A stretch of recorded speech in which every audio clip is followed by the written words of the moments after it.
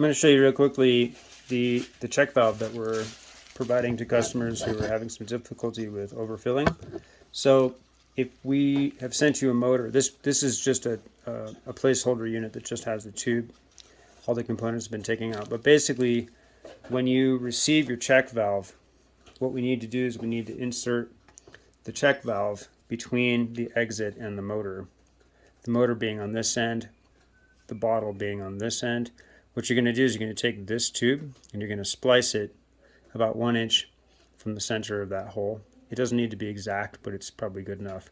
So you can trim right where the wire is able to turn inside there, if that makes sense.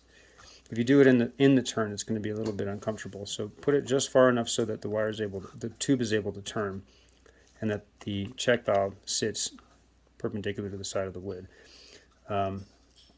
That's going to be somewhere around here. So what you'll do is you'll take snippers or scissors or whatever you have laying around. You're going to measure out about 1 inch to 1.5 inches.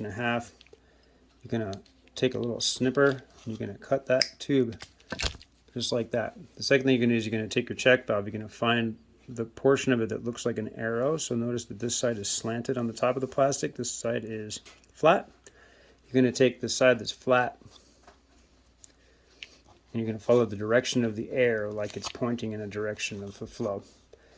That is flat side and then angled side. Air moves from here. Take the other end, insert it on this side.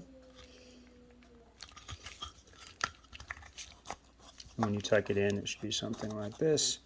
Your motor then is going to attach to the end just like before, and air is going to force its way into the check valve, out, and then up the top, and air or water will not be able to flow backwards because that valve is closed in that direction. That's how you do that.